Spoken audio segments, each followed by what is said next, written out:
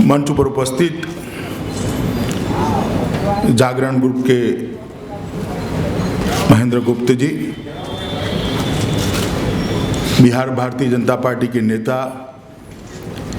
श्रीमान सुशील कुमार मोदी जी, जागरण ग्रुप के प्रधान संपादक श्री संजय गुप्ता जी, भारत सरकार के पेट्रोलियम मंत्री श्रीमान धर्मेंद्र प्रधान जी, प्रशांत जी और आज के कार्यक्रम में उपस्थित पटना के सुग्नजनों, सबसे पहले तो मैं जागरण ग्रुप का धन्यवाद करना चाहता हूं, क्योंकि ये मुद्दा, ये चुनाव जो आने वाले दिनों में बिहार में होने जा रहा है, वो केवल बिहार की 5 साल की राजनीति का भविष्य तय नहीं करने वाला है। ये चुनाव तय करेगा कि आने वाले एक लंबे अरसे तक, 15 साल तक, 20 साल तक बिहार कैसे चलेगा। क्योंकि अब भी अगर बिहार एक सच्चा फैसला करने में विफल रहता है तो मुझे लगता है बिहार के विकास की गाड़ी पटरी पर से उतर जाएगी। और अगर बिहार सच्चा फैसला करता है तो मुझे भरोसा है कि 5 ही साल में बिहार देश की प्रथम पंक्ति के राज्यों में उपस्थिति दर्ज कराएगा। इसलिए बहुत जरूरी है कि चुनाव मुद्दों पे के आधारित पर हो। बहुत जरूरी है ये चुनाव मुद्दों से भटक न जाए।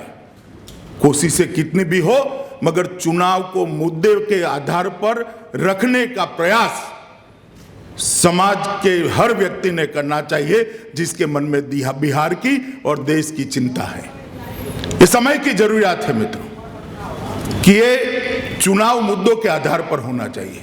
और हम चाहते हैं कि चुनाव मुद्दों के आधार पर हो और मुद्दा बिहार के विकास का होना चाहिए, बिहार की लोगों की भलाई का होना चाहिए। मित्रों, हमारा जो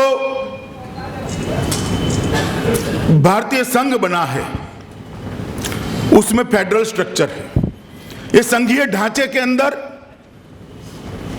लोक कल्याण के सारे मुद्दे वो स्टेट सब्जेक्ट हैं, मतलब राज्य सरकार के तत्वाधान में वो मुद्दे आगे बढ़ते हैं। हमारे संविधान की जो रचना हुई है उसमें कल्पना करी है कि आजादी किसके लिए है, सार्वभौमत्व के लिए है, और स्वतंत्रता लोगों के लिए किस लिए है, कल्याण राज्य की रचना करने के लिए, मतलब वेलफेयर स्टेट की रचना करने के लिए है। और वेलफेयर स्टेट बनाने के लिए जितने भी मुद्दे हैं वो सारे राज्य सरकार के अधीन किए गए हैं, स्टेट सब्जेक्ट दिया गया है। क्योंकि हर राज्य की जरूरियात अलग होती है, हर राज्य का प्रकार अलग है, और राज्य की जनता अपने विकास के जरूरियात के आधार पर वहां की सरकार चुने और राज्यों की जनता के फैसले के आधार पर राज्य का विकास चालू हो। इसलिए स्टेट असेंबली का चुनाव राज्य के अंदर एक कल्याण राज्य बनाने के लिए, एक वेलफेयर स्टेट बनाने के लिए बहुत महत्वपूर्ण होता है, राज्य के विकास के लिए बड़ा महत्वपूर्ण होता है। और बिहार के अंदर आगामी कुछ ही दिनों में चुनाव की घोषणा भी होने की संभावना है और 1 महीने के अंदर अंदर चुनाव की सारी गतिविधियां भी शुरू होगी। उस वक्त जागरण ने जो कार्यक्रम रखा है वो सर्व रूप से उचित भी है और सराहनीय भी है। मित्रों, बिहार नाम आते ही देश भर में एक बहुत समृद्ध, बहुत संस्कृत, बहुत शिक्षित और पूरे देश में शासन करने वाले एक राज्य की कल्पना आती है। थोड़े पीछे जाइए, एक समय था मित्रों कि 700 साल तक एक छत्र शासन बिहार का, अफगानिस्तान से लेकर लंका तक और गंगा सागर से लेकर द्वारिका तक पूरे देश पर छाया हुआ था। चाहे अजात शत्रु से, बिंबिसार से अजात शत्रु हो, चंद्रगुप्त से अशोक, या चंद्रगुप्त से लेकर फिर से विक्रमादित्य तक समुद्रगुप्त बीच में आए, ये पूरा कालखंड बिहार के गौरव का कालखंड था और 700 साल का एक कालखंड बिहार ने पूरे देश को सुरक्षा प्रदान करने का काम किया था। पूरी दुनिया जीतते जीतते जीतते सिकंदर जब मगध की राज्य की सीमाओं पर आए तब उनको वापस जाना पड़ा। हिंदुस्तान ही था जहां से वापस जाना पड़ा और कहते हैं कि वापस जाने का एक कारण था, उसकी सेना में खलबली थी कि मगध की सेना में 9000 तो हाथी है, रथ और पदातिक की संख्या छोड़ दीजिए। ये सुनकर सेना लड़ने के लिए तैयार नहीं हुई और सिकंदर को वापस जाने पड़ा। वो मगध साम्राज्य का दबदबा था कि विश्व विजेता सिकंदर को भी यहां से वापस भेज दिया था। आजादी के बाद भी राजेंद्र बाबू से लेकर जगजीवन राम जी से लेकर जयप्रकाश नारायण, कर्पूरी ठाकुर, कई लोगों ने बिहार का नाम पूरे देश के अंदर उजागर किया। एक अच्छा माहौल बिहार के अंदर आजादी के बाद भी काफी लंबे अरसे तक रहा, मगर 25 साल से बिहार के अंदर परिस्थिति बदली है। और मित्रों, आज जिस बिहार ने कभी इमरजेंसी के खिलाफ आंदोलन का नेतृत्व किया था, वो बिहार आज विकास की दौड़ में देश के काफी राज्यों से पिछड़ गया है। और इसका कारण 25 साल तक ये चला हुआ शासन है और इसमें विशेषकर 15 साल तक लालू जी का जो शासन चला उसने बिहार को हर मोर्चे पे पीछे छोड़ दिया। मित्रों, विकास का कोई काम नहीं हुआ। हर एक राज्य अपने अपने हिसाब से आगे बढ़ता गया, बिहार पिछड़ता गया। और आज फिर से एक समय आया है कि वही शासन की याद बिहार की जनता को फिर से आती है। अभी एक बंद का ऐलान दिया था, मैंने अखबार देखे थे, फिर से एक बार जंगल राज की याद आज लोगों को आ रही है। मित्रों, देश के अन्य राज्यों की स्थिति का एक जायजा लीजिए। जब मोदी जी चुनाव लड़ने के लिए निकले थे, उनके नेतृत्व में जब चुनाव हो रहा था, तब उन्होंने कहा था कि बड़ी दुर्भाग्यपूर्ण स्थिति है कि देश की 2 दिशाओं में विकास के पैमाने एक नहीं है। देश का पश्चिमी हिस्सा एकदम विकसित हो चुका है, विकास में काफी आगे बढ़ गया है, और देश का पूर्वी हिस्सा विकास की दृष्टि से काफी पिछड़ गया है। कोई देश ऐसे नहीं चल सकता, ना चलना चाहिए। भारतीय जनता पार्टी ने इसको चुनावी मुद्दा बनाया था कि आने वाले दिनों में पूरे देश ने पूर्व के विकास पर भार देना पड़ेगा, पूर्व के विकास पर को वरीयता देनी पड़ेगी, पूर्व के विकास को एक अहम मुद्दा बनाकर इरिस्पेक्टिव ऑफ पार्टी पूर्वी राज्यों के विकास के लिए काम करना पड़ेगा। और भारतीय जनता पार्टी की सरकार वो कर रही है। और आज मैं पूछना चाहता हूं, जो लोग दुहाई देते हैं बिहार के विकास की, जो लोग कहते हैं हमने ये कर दिया, वो कर दिया, ये करेंगे, वो करेंगे, किसके बूते पर कहते हैं? भारतीय जनता पार्टी के नेतृत्व में जो एनडीए का गठबंधन है, उसके खिलाफ एक गठबंधन और है। 2 गठबंधनों के बीच की बड़ी बड़ी लड़ाई है, यूपीए और एनडीए। यूपीए के गठबंधन में आरजेडी है, जदयू है और कांग्रेस है। नीतीश कुमार जी दावा करते हैं कि बिहार का विकास यूपीए के गठबंधन उनके नेतृत्व में यूपीए का गठबंधन ही कर सकता है। किसके आधार पर वो कहते हैं? 15 साल के लालू प्रसाद जी के शासन के आधार पर कहते हैं, 10 साल के यूपीए के करप्ट एक भ्रष्ट शासन के आधार पर कहते हैं, या 2 साल के उनके शासन जब से भारतीय जनता पार्टी उनके पास से खिसक गई, बिहार का विकास दर फिर से औंधे मुंह गिरने लगा है, वो 2 साल के शासन के आधार पर कहते हैं। आधार क्या है आपकी बात करने का? आपकी बात करने का आधार आपने बिहार की जनता को दिखाना चाहिए। कहां परफॉर्मेंस दिखाया जिसके आधार पर बिहार के विकास के सुनहरी सपने आप दिखाते हैं? हम कहते हैं कि हम बिहार का विकास करेंगे, भारतीय जनता पार्टी कहती है कि भारतीय जनता पार्टी के नेतृत्व में एनडीए को मैंडेट दीजिए, 5 ही साल में बिहार को प्रथम पंक्ति का राज्य बनाकर हम छोड़ेंगे। तो इसका आधार है, जहां जहां भारतीय जनता पार्टी की सरकारें रही, एनडीए की सरकारें रही, वहां पर विकास को हमने करवा कर दिखाया है और बार बार जनादेश को प्राप्त किया है। जहां जहां भारतीय जनता पार्टी की सरकारें रही, वहां विकास गांव तक पहुंचा है, गरीब तक पहुंचा है। और गरीब, आदिवासी, दलित, पिछड़ा सब विकास की दौड़ में एक पंक्ति में आज खड़े दिखाई पड़ते हैं। वो भारतीय जनता पार्टी की सरकार है और इसके आधार पर हम कहते हैं कि अगर एनडीए के हाथ में शासन आता है तो हम बिहार को विकसित करेंगे। मित्रों, आप देख कर आइए, मैं बिहार के युवाओं को अपील करना चाहता हूं कि एक बड़ा फैसला बिहार के जनता ने करना है। बिहार की जनता को मैं अपील करना चाहता हूं कि बड़ा फैसला आपने करना है। आप देख कर आइए, महाराष्ट्र, राजस्थान, मध्य प्रदेश, छत्तीसगढ़, गुजरात, गोवा, एक बार देख कर आइए। आप वो विकास की कल्पना कर ही नहीं सकते जब तक आप जाकर उसको देखते ही नहीं है, क्योंकि बिहार के अंदर रहने वालों को तो वो स्वप्न लगेगा। बिहारी भाई जो वहां रहते हैं, बिहार के मूल निवासी वहां रहते हैं, उनसे बात करिए। 24 घंटा बिजली लगभग हर राज्य में, गांव में अनइंटरप्ट 3 फेज 24 घंटा बिजली पहुंचाने का काम भारतीय जनता पार्टी ने समाप्त कर दिया है। स्वास्थ्य सेवाओं की बात करें तो हर 60 किलोमीटर की रेडियस में एक बड़ा ट्रॉमा सेंटर बनाया गया है और टेलीफोन करते ही 11 मिनट के अंदर एम्बुलेंस दर्दी को लेने के लिए घर पर पहुंचती है। इस प्रकार की व्यवस्था भारतीय जनता पार्टी की सरकार ने करी। हमने हर शिक्षक के लिए एक कमरा बनाया है और हर शिक्षक के लिए, हर कमरे के लिए एक शिक्षक को उपलब्ध कराया है।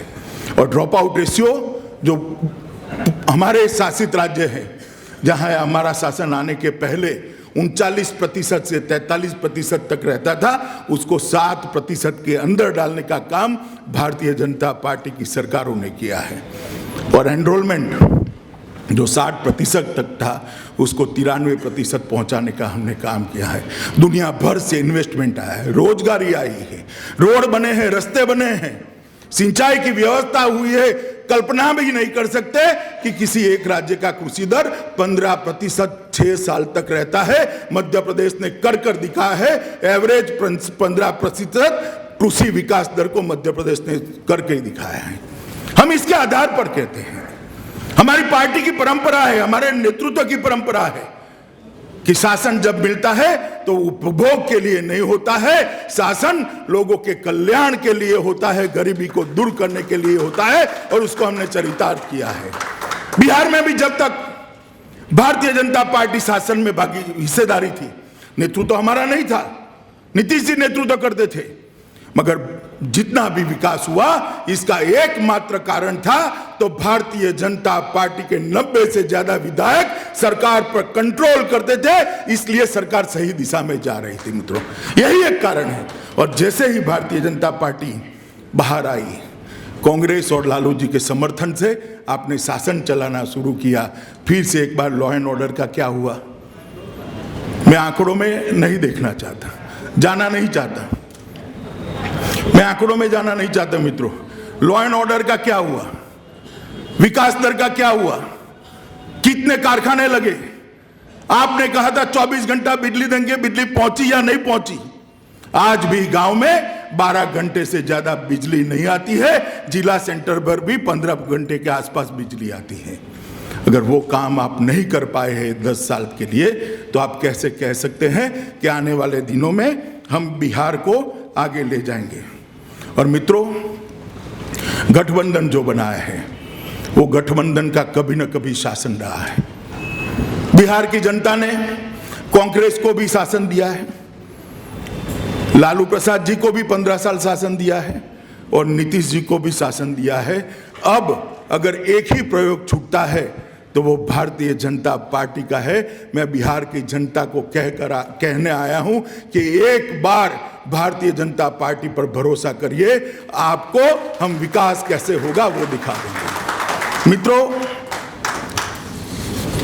गठबंधन की जहां तक बात करें तो किस प्रकार का गठबंधन है मैं समझ नहीं पाता। सत्ता पाने के लिए राजनीतिक सिद्धांतों के साथ हर प्रकार का समझौता कर गठबंधन किया। हमारे साथ नीतीश जी का गठबंधन कोई 1-2 दिन नहीं रहा।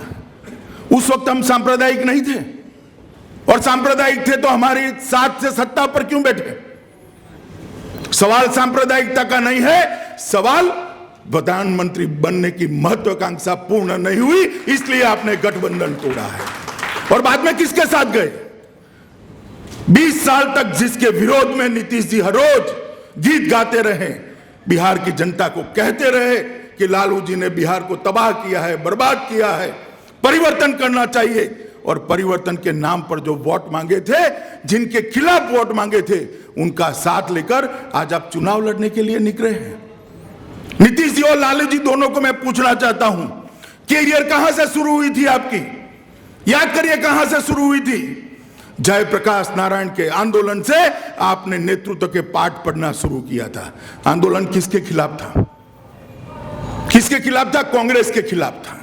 और कांग्रेस के खिलाफ आंदोलन करते करते, गैर कांग्रेसवाद की राजनीति करते करते आप नेता बने, और आज दिल्ली में जाकर सोनिया जी के दरबार में आप हाजिरी लगाते हैं। मुझे मालूम नहीं जेपी की आत्मा को आज क्या होता हो। उन्होंने जेपी का सिद्धांतों को तोड़ा है, कर्पूरी ठाकुर और लोहिया के सिद्धांतों को तोड़ा है। समाजवाद के नाम पर बिहार में जो एक आंदोलन खड़ा हुआ था, वो समाजवाद से सिमटते सिमटते स्वार्थ और परिवारवाद तक सीमित रहकर रह गया है, कहीं पर समाजवाद नहीं। मुझे तो आश्चर्य होता है जब पटना की सड़कों पर निकलता हूं, बिहार की सड़कों पर घूमता हूं और ये चकाचौंध करने वाला प्रचार देखता हूं। ये समाजवादी प्रचार है क्या? ये समाजवादी प्रचार है? कहां से आता है इतना पैसा? कौन देता है इतना पैसा? जवाब देना चाहिए, कहां से आता है इतना पैसा? मैं कहना चाहता हूं मित्रों कि समाजवाद का आंदोलन स्वार्थी सत्ता प्राप्त करने के लिए और परिवार को आगे बढ़ाने के लिए तक सीमित रहकर रह गया है, उसमें कोई दो राय नहीं है। मोदी जी के नेतृत्व में भारतीय जनता पार्टी की सरकार ने किसी सरकारों के साथ भेदभाव करे बगैर सबको आगे बढ़ने का मौका दिया है, क्योंकि हम मानते हैं कि संघीय राज्य तभी चल सकता है जब संघीय ढांचा मजबूत हो। और इसीलिए हमने तय किया था कि जितनी भी खदानों की नीलामी का पैसा आएगा, कोयला की हो या खनिज की खदानें हो, इसका पैसा सिर्फ रॉयल्टी नहीं मिलेगी, राज्यों को पूरा का पूरा दे देंगे। हम राज्यों को विकास के लिए पैसा देना चाहते हैं। 13वें वित्तीय आयोग में और 14वें वित्तीय आयोग में, 14th फाइनेंस कमीशन में हमने लगभग 11% की बढ़ोतरी की है, और 14वें वित्तीय आयोग में ही उनकी सिफारिश के अनुसार बिहार को 2,92,000 करोड़, 2 लाख करोड़ रुपया, 2,20,000 करोड़ रुपया ज्यादा मिलने वाला है। अगर हम भेदभाव करते नीतीश जी, तो ये अधिकार हमारे पास रखते और बाद में हम देते, मगर हम नहीं चाहते हैं कि किस पार्टी की सरकार हो, इसके साथ राज्यों को देने वाली ग्रांटों को जोड़ा जाए। इसीलिए इरिस्पेक्टिव ऑफ पार्टी सभी राज्यों की 10% का अंश हमने बढ़ाया है, और बिहार को 2.25 लाख करोड़ रुपए का इससे फायदा होने वाला है। हमने पैकेज की घोषणा की। अब पैकेज में कहते हैं कि विशेष राज्य नहीं मिला। क्या है विशेष राज्य भैया? 14वां फाइनेंस कमीशन जो आपके तत्वाधान में बना, यूपीए के तत्वाधान में बना, उसकी रिपोर्ट हमारी सरकार एनडीए की बनने के पहले तैयार हो गई। उसने विशेष राज्य का एक स्टेटस ही खत्म कर दिया है, और इसीलिए 10% बढ़ाए थे। और क्या अटल जी ने शुरू किया था? 10,000 करोड़ रुपया देना। यूपीए ने बढ़ाकर 2,000 करोड़ बढ़ाकर 12,000 करोड़ रुपया किया। उसमें भी 8,000 करोड़ रुपया आप खर्च नहीं कर पाए, और आप वही सोनिया जी के नेतृत्व में चुनाव लड़कर बिहार के अधिकार की बात करते हैं। 10,000 12,000 करोड़ रुपए को अधिकार नहीं कहते हैं। जो आंकड़े 10 साल बाद पहले अटल जी तय कर गए थे, वो और आज बिहार की जरूरियात में काफी बड़ा अंतर आया है।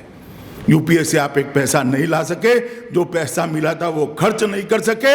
हमने 1,25,000 करोड़ रुपए का पैकेज दिया, उसका विरोध कर रहे हैं।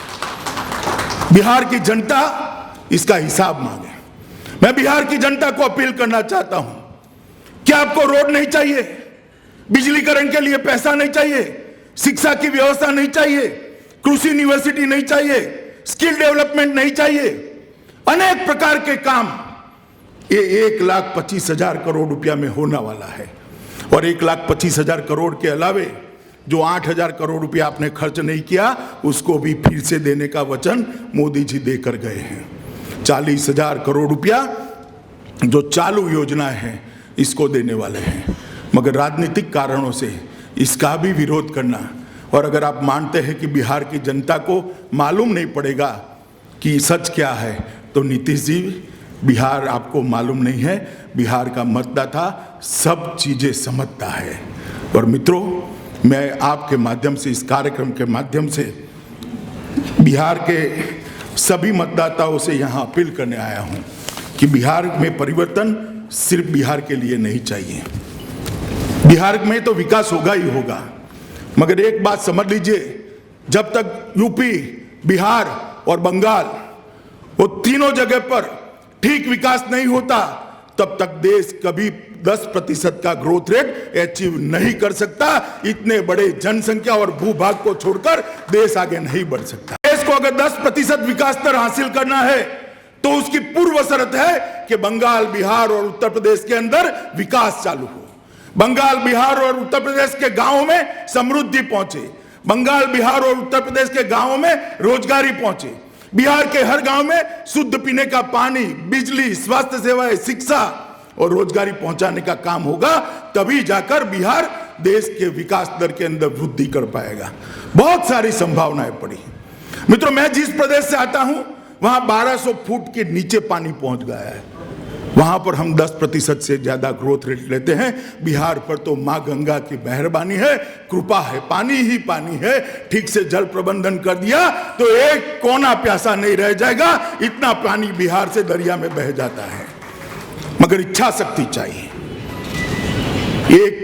एक मेगावाट भी बिजली का उत्पादन बढ़ा नहीं है। किस प्रकार का शासन देना चाहते हैं? और मोदी जी ने कहा है कि हम आने वाले दिनों में देश में 10% विकास देना चाहते हैं।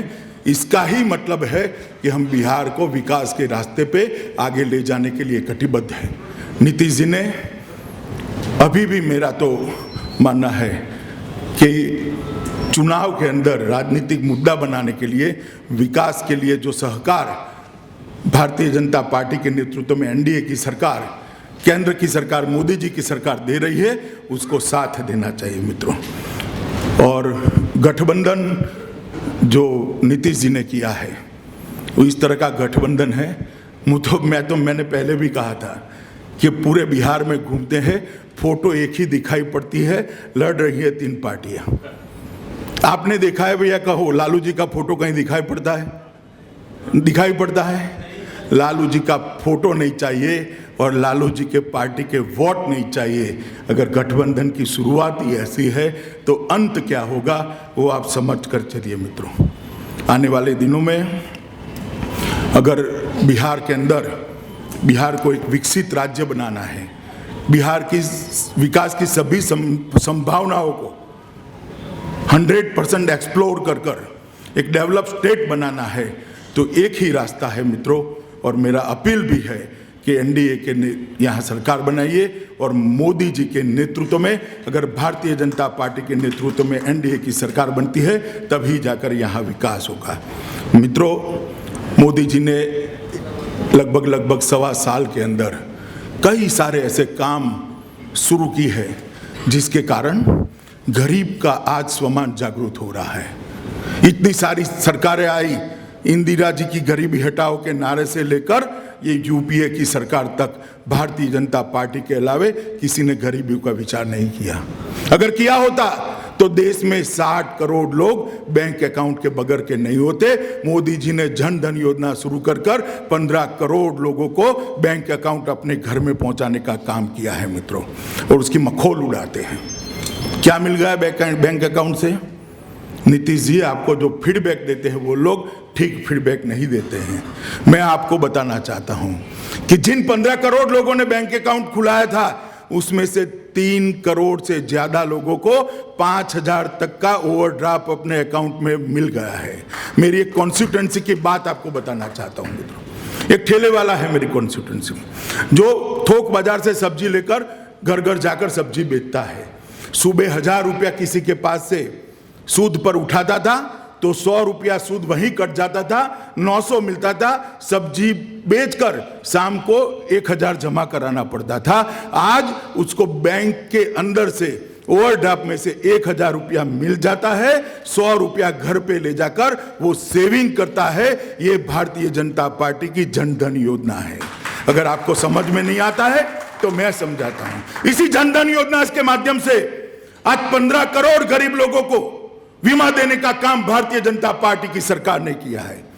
12 रुपये में हर महीने के 1 रुपये में 2 लाख का एक्सीडेंट बीमा और हर रोज के 1 रुपये में 2 लाख का लाइफ इंश्योरेंस देने का काम भारतीय जनता पार्टी की सरकार ने किया है। हमने गरीबों को सुरक्षा चक्र देने का काम किया है। हमने रोजगारी में बढ़ोतरी की है।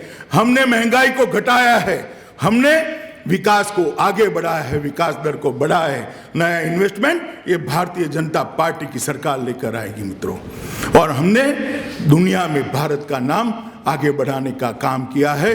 आज देश दुनिया भर में जहां भी भारतीय रहता है वो गौरव से कह सकता है कि मैं मूल भारत का वासी हूं। इस तरह का परिवर्तन 1 साल में करने का काम नरेंद्र मोदी सरकार ने किया है।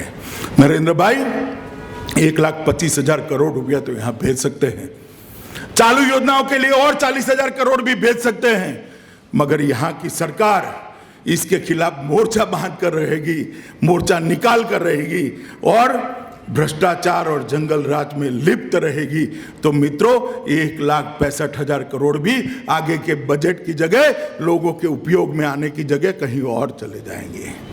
कोई चारा घोटाला हो जाएगा, कोई 2G का घोटाला हो जाएगा, लोगों के पास पैसा नहीं पहुंचेगा। 1,65,000 करोड़ रुपया जो दिया है वो अंत नहीं है, शुरुआत है।